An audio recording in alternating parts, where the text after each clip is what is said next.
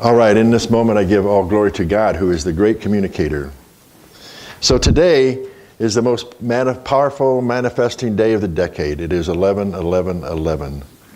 11th month, 11th day, 11th year, when you add up 2018 altogether. Now before I explain about that for this day, it's interesting that the last time this happened was 100 years ago, in the signing of the armistice ending World War I. It was 11/11/11. Only that time it was the 11th month, the 11th day, and the 11th hour. Not the year. It was a year, 100 years behind. But still, at that time, it was a manifesting of peace. And it was supposed to be the war to end all wars, which ended up not being the truth. But at that point, it was just interesting with 1/11/11, 1 and 1, that we were claiming peace. And we get to do that now again. Because at midnight tonight, a cosmic shortcut will be happening energetically to incredible abundance and transformation that will open the gateway to divine love and peace. So be aware of the energy that's coming into our society, into our universe, into our planet, into each and every one of us today at midnight. So 2 weeks ago, I talked to you about the law of increase in praise, part 1. Today is part 2. So some of the comments I shared 2 weeks ago, just to get you caught up, is talking about why it's an understanding that we carry around inside of us. It enables us to use the law, to work with the law, to be in harmony with the law more clearly and in a more amplified way in our life. And by using this law, we stimulate our good. It's a great word. We get to stimulate the good that's within us, waiting there for us to receive, that's required for us to live a life that is, and listen to these words, deeply satisfying, greatly fulfilling, difference-making. Would you all like that? Yes. That's what Fallenness Law is about. Think about having a life that's like that, deeply satisfying, greatly fulfilling, and difference-making. So the understanding that we carry around within us is in the act of praising, whatever it is that we praise, we begin to move into a greater understanding through this practice of increase, the law of increase, in the practice of praise. The method is much more exquisite, which is another beautiful word, than one might think from a surface look at praise, when we feel what's really going on underneath of praise. It's not used, it's not new, it has been used over the years in all of history and all of tradition and other religions. Praise has also been a common method that's been used to employ all sorts of good that we all have been wanting to believe in. But that's what we have to do, is believe in it, beloveds. This body that we have is an amazing biofeedback machine. It's the body of communication. And when we live in this world, in this body, in this time of our lives, in praise and gratitude for whatever look, when it is spoken and it comes out of us as the word, when we look for the good in our lives and we praise it out loud, then our bodies actually hear it. The cells of the body are the cells of communication. And they hear that and they communicate to one another. And so there's this vibration that happens in our body from praise that our bodies thrive in. Ooh, think about that our bodies thrive in this praise. In fact, gratitude is called the master vibration. There's some wonderful things about certain words. As I'm saying these to you guys. We know that everything is interconnected and everything vibrates because all there is the one. It may look solid to us, but it has energy in everything. Cells of energy, so everything vibrates for us. If we end up contracting our thoughts, meaning holding them in through fear or criticism or complaint, then we reflect that criticism and that contraction back to us, and our results are frozen or delayed in action. But on the other side, it has been proven that a failing business can be praised into success. Supposed lost friends return their affections when the law of praise was used. There's a story of a man who was out driving his car and he heard a clicking noise develop in the rear of the car. He talked to his machine, he praised it to get him home safely without delay. He drove some 30 miles with this noise going on and him praising it, and it rolled into the driveway safely. But when he tried to move the car further, he discovered a broken axle. So the car got him home just in time. How about that? When I first began to study this information, I would read stories like that. I remember reading a lot of Florence Sheehan's books about prosperity and Catherine Ponder's books, who has got lots of them around prosperity and abundance. And those books and others always used all kinds of stories of things that happened, like what I just shared with you. And I remember at first thinking, God, this is ridiculous. Does anybody expect to believe this? Does this really happen? But as life went on and I started taking it in and seeing how it worked in my own life, and I read stories of like this guy with the broken axle and other stories. There are things that have happened to me in my own life. I remember a time when I drove to California to pick up my youngest son when I lived in Albuquerque, my middle son, and drive him back home with me. Somewhere in the desert of Nevada, my car started acting up and it wasn't working properly, but we were in the desert. So there was only one thing to do. I stopped the car, I got out, put my hands on the engine, started doing some energy work on it. I prayed for it, I gave it lots of praise, and my car worked, and it took us to a mechanic many, many miles away and got something fixed in it. So I know there may be some people who want to question it like I did in the beginning of my studies, but the truth is, beloveds, you have to get to the point where you don't question any of it. You just know that it works, and you experience it in your life. Because God works in mysterious ways as wonders to perform. We've heard that statement before a lot. This happens because we're dealing with a universe that is connected. Everything is connected. There's no separation. It may look like there's separation between us, but there's not. Our energy bodies are outside of our physical body, which I'll talk about in a little bit. But we're working with intelligence. And this intelligence, like I shared in the spiritual mind treatment today, is omnipresent, present everywhere. It's in anything and everything. And we have to understand that to be able to create the lives that we want to create. So, you know, when you think of the waiter or the waitress, remember the stories I told you about 2 weeks ago in the last message about praising the people at the table? It's called thought transference. It's the base of Christian Science religion. That's what they use. In the Buddhist tradition, it's called transmission, where they actually transmit a higher frequency around them through the practice of meditation. People have reported how the Dalai Lama gives off a frequency or a transmission that actually lifts the entire room. There was a report I read some time ago about someone meeting with the Dalai Lama, and they took pictures of the group, and after they met, and it looked like in the picture that all of them had stuck their fingers in a light socket because there was so much energy going on around all of them, and it was real. People like this, Dalai Lama and other people that are connected to it, can help raise the energy of other people. You can help do it. This could be you to help others move their vibration to a higher level if you start looking at it in your own way. Your body is a massive energy because everything's energy. So your body is a highly charged mass of energy. There's some other good words, highly charged, lots of energy going through all the time. If you put your body in front of an infrared television camera in a completely dark room, you get to see the energy. So what we're talking about here is working with the unseen part of the universe.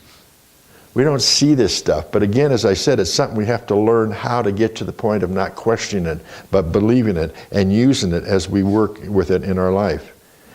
I'm quite convinced if we became more aware of who and what we are with our level of energy and where we come from and the love that's in us and everything, if we really knew who and what we were, if we really knew the powers that we possess in our life, we would be walking around in a state of awe all day long.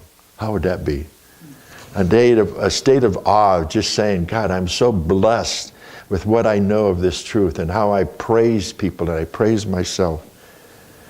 We can point out that the law works without discrimination.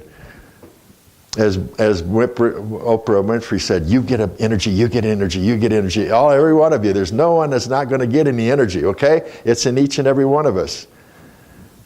So, it's good for other persons and things. It's good for our own salvation because we're all one. Praise changes our observation, our whole outlook on life. Take that in. If you want a different way of looking at your life, start praising yourself. Start praising that around you. In the past, as we grew up, we were in the habit of seeking our weaknesses and our feelings, and sometimes we still do that. We have a negative thought that comes up and says, I'm trying, or it's difficult, or we look at the things that are going on. How many people in their elderly years spend a lot of time just complaining about their health and other things that are going on? A lot of people, as well as the shortcomings of others. But now we see different. We look for accomplishments, don't we? We look for the good, the beauty, everything that's worthy of our praise, because we love it so much that we want to find more and more around us to praise. That in turn has a dual effect. It enriches our human self, and we are able to reflect joy and praise and courage and happiness to everyone around us that are affected by our influence. And that's the influence we want to give, trusting that it works. All these praiseworthy thoughts are sent, and our memory is holding on to them. It affects us in a deep way. It gradually sets up a new system of thinking, which fits with the law of thinking that I shared with you a couple of months ago. And gradually, as we do this praise for ourselves and for others, the old thoughts that were destroying the cells in our body become absorbed in the new ones, new energy. And then it becomes habitual to start thinking of praise because we're so connected to it. We see what it does to us and to other people.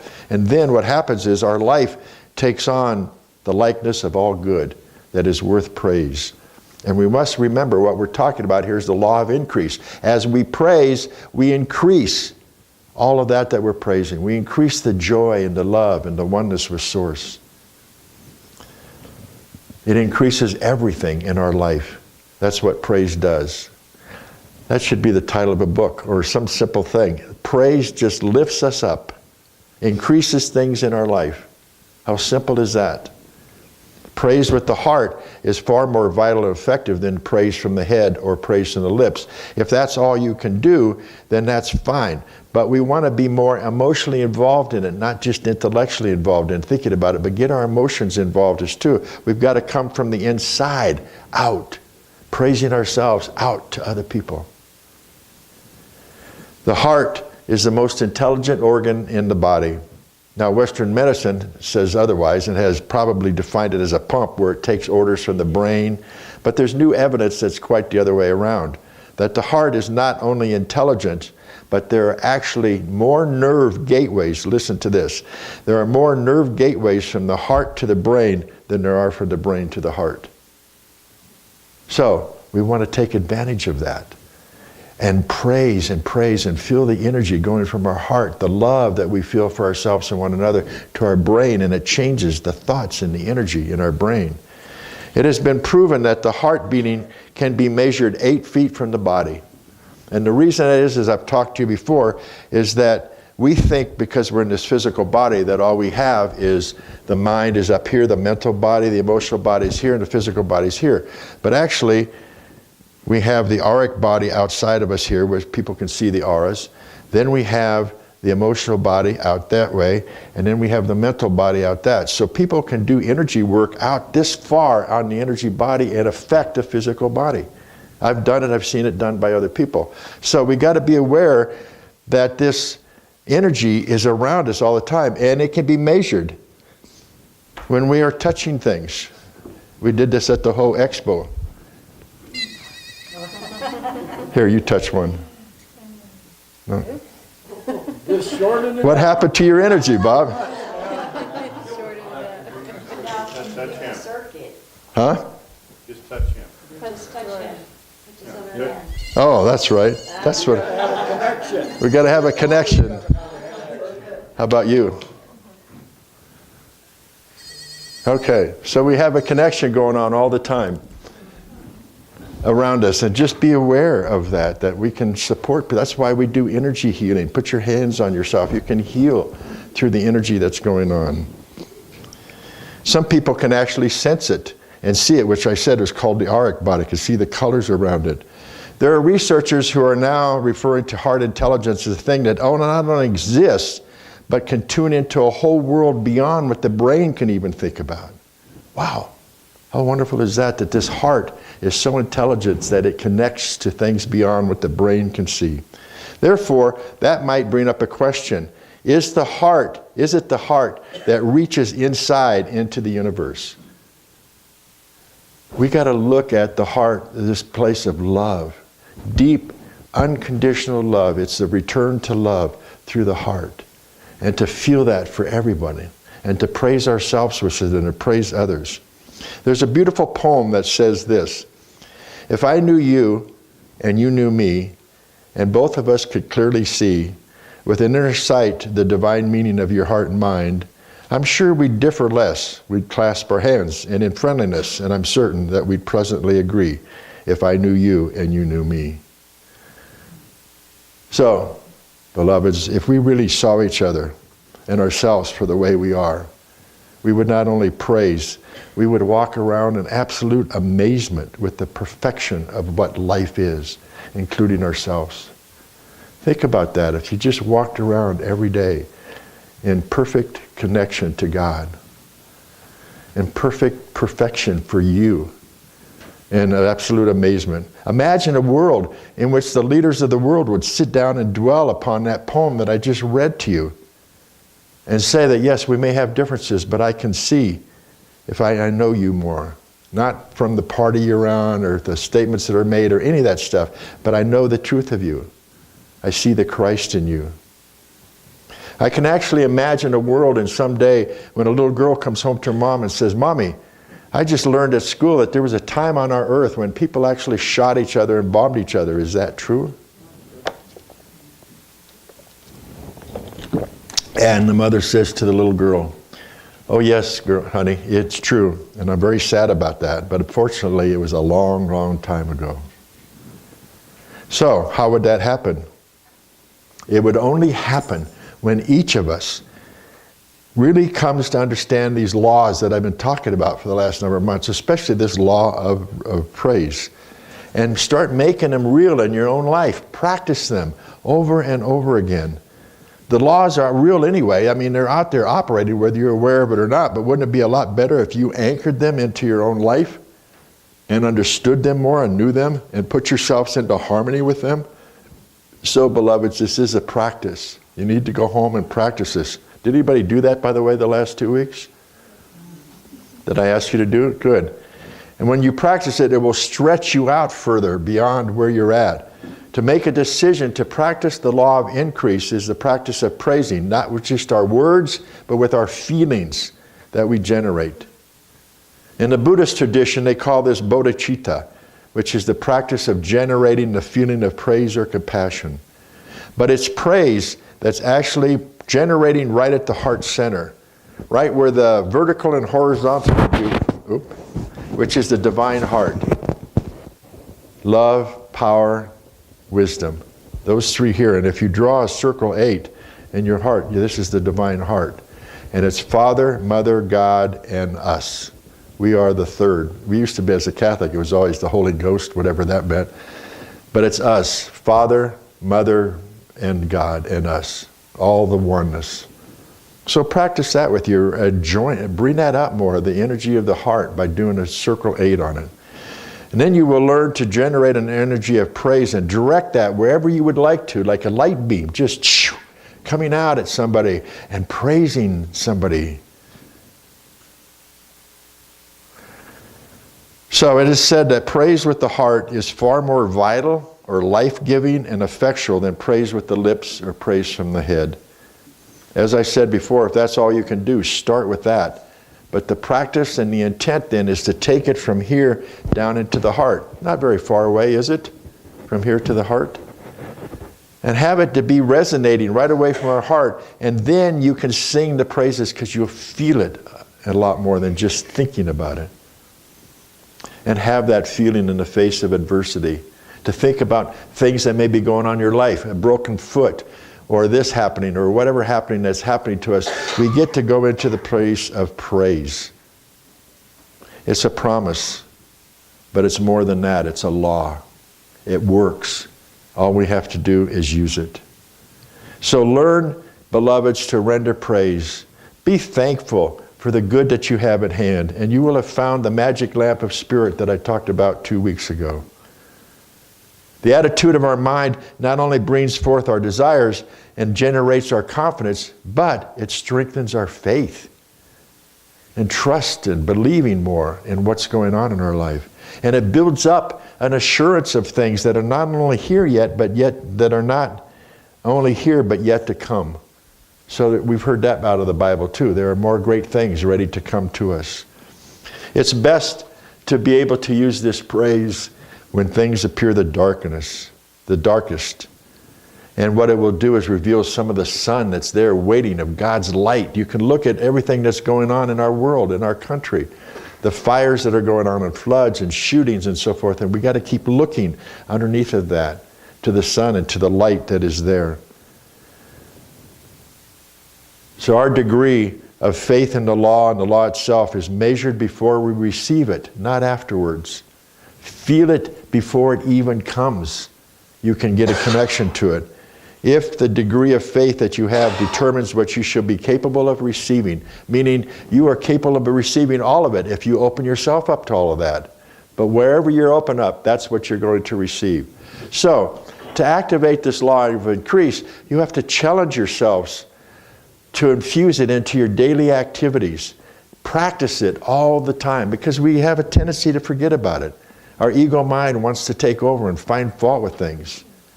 But we have to keep looking at, and this is the wonderful season for this, praise and thanksgiving. If we hope to receive all of God's outpouring of good for us, and there's so much for us to have, we must keep ourselves receptive.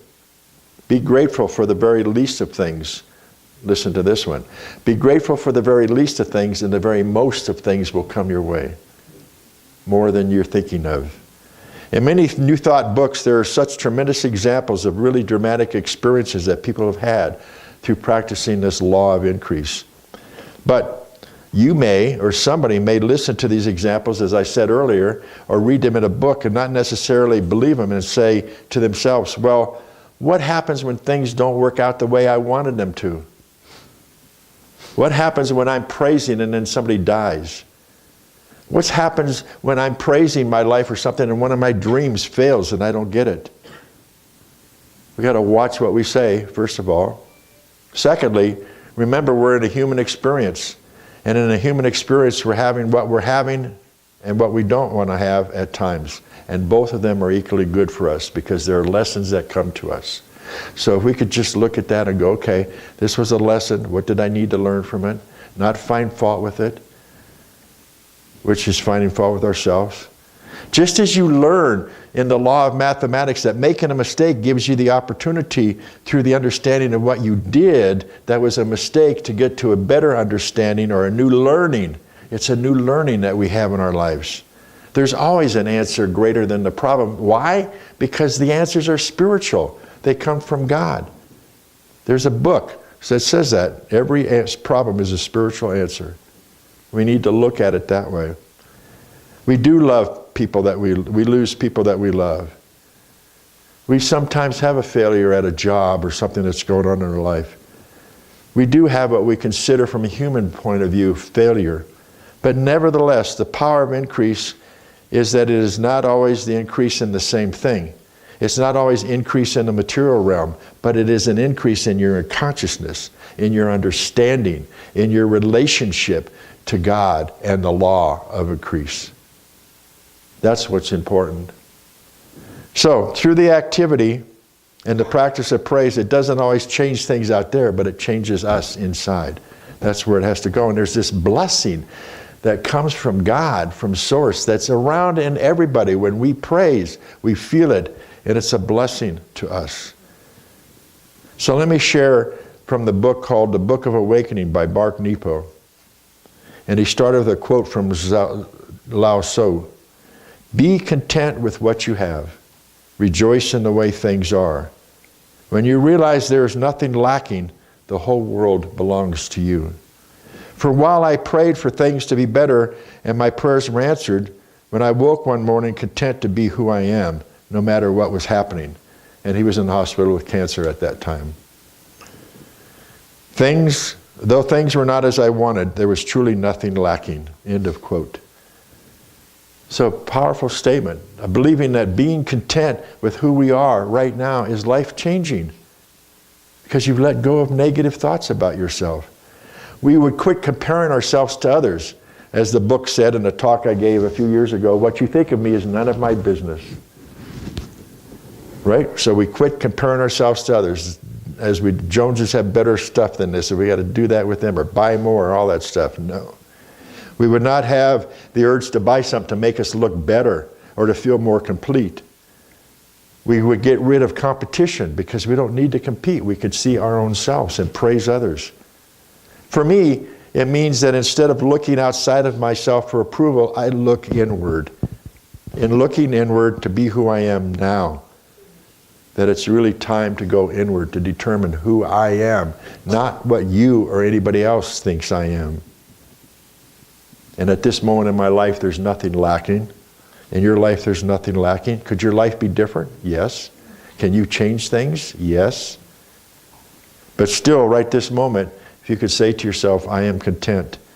And since all we have is this moment, right? Anything else is gone, the rest of it's not here yet. So if that's all we have is this moment, isn't this a good thing to just be proud of yourself in this moment? Praise yourselves and others and watch the law of increase work in your lives and come back here and share stories. My life has changed. That's what we're here about, beloveds. So watch the law of increase at work in your lives. And we will share another law next Sunday. Namaste.